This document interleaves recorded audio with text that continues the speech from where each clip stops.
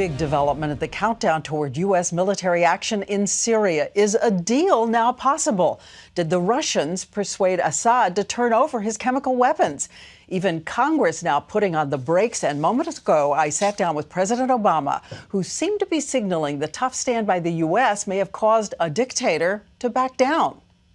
If Bashar al-Assad yields control of his chemical weapons to international authority, are we back from the brink? Is military strike on pause? Absolutely, if in fact that happened. I don't think that we would have gotten to this point unless we had maintained a credible possibility of a military strike, and I don't think now's the time for us to let up on that. I want to make sure that that norm against use of chemical weapons is maintained. That's in our national security interest. If we can do that without a military strike, that is overwhelmingly my preference. And now the key is, can we see with a sense of urgency? Urgency meaning how long does he have to show this is real? A week, a month? This is one of those situations where the stakes are high, but they're long-term. They're not immediate, they're not imminent.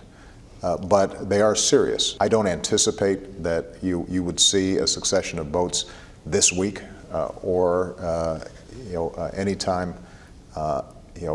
in the immediate future. And so I think there will be time during the course of the debates here in the United States for the international community, the Russians and the Syrians, to work with us to see is there a way to resolve this. But so I want to make sure that we weeks? don't take pressure off. I'm not going to put a particular time frame on. I think that we know what's at stake here. We know that the international community, even Assad's allies like Iran, agree that chemical weapons use is abhorrent. You still want Congress to vote authorization, and do you still reserve the right to strike if they say no?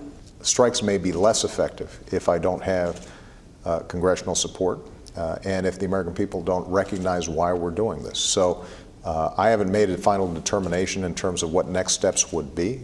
My hope would be that I can persuade Congress that this is important. My hope is that I can persuade some of the American people that this is important. But ultimately, I understand why a lot of Americans are resistant. I mean, I think the polls are clear. I read them. This is not Iraq. This is not Afghanistan. This is not Libya. The goal would be to degrade the capacity of Assad to carry out these specific chemical weapons attacks. And Bashar al-Assad has said everything is possible in terms of retaliation. You should expect everything. You should expect everything. Do you feel at this moment, looking at everything that's possible, that the American people should brace for retaliation? No. Look, we take all precautions, but understand Assad's capabilities are not significant compared to ours. They're significant compared to an opposition that are not professional but fighters. They have allies, Iran, Hezbollah? They're significant relative to 400 children that they gassed. They're not significant relative to us. Iran is not going to war with the United States over the use of weapons that they themselves object to. But I think it is important for us to understand that if, in fact, the choice is between a world in which dictators and other countries start believing it's acceptable to use chemical weapons on civilians and children, that will make it more dangerous for us. It means our troops, when they're in theater, all start having to wear gas masks. Because they don't know whether or not chemical weapons would be used. If we can resolve this without military conflict, that is my great preference, because I have to tell you that I would much rather be talking about how we can provide early childhood education to our kids and create more jobs and focus on all the things that I really think the American people care deeply about. But as my responsibility as Commander-in-Chief is to make sure that I think about our long-term national security interests, and the use of chemical weapons threatens that in a significant way. Thank you, Mr. President. I appreciate it, Diane. Thank you so much. And our team is here right now. ABC's White House correspondent Jonathan Karl and ABC's Global Affairs correspondent Martha Raddatz, both here. And Martha, I'll begin with you. What a turn of events today. Someone said it's whiplash today. It's absolute whiplash for the president to say this is a potentially positive development that may deter military strikes.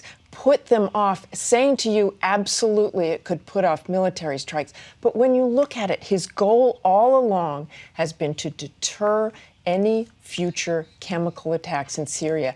And if he can get some sort of breakthrough here with Syria, they don't have to strike. And they're going to stay on alert, nonetheless. They have to stay on alert. Military forces are ready to go whenever the president gives the order, but we have to see if Congress votes on that to begin with. Well, what about that, Jonathan? Karl, it looks as if Congress is going to have a long time to decide now. Well, the Senate just announced a few minutes ago, Diane, that they're going to delay the vote, and it looks really bad for the president in terms of the votes, especially in the House. You know, they need 217 votes in the House to pass this. That's the magic number. And take a look at where our vote count puts it. Only 44 have said they are either yes or leaning yes. 241 members of the House saying that they are either no or leaning no. This looks really tough. Now, the White House still believes they could turn this around. You had 70 members of Congress down to the White House today. The president's going to meet with all 100 senators tomorrow. But this Russia development, a lot of members I'm hearing from are saying they hope this is a way out. Well, everybody has a chance, for the moment anyway, to look and see what the developments bring. Thank you, John. Thank you, Martha. And a reminder to everyone at home, the president is going to speak to the nation tomorrow night, and ABC News will be carrying it live.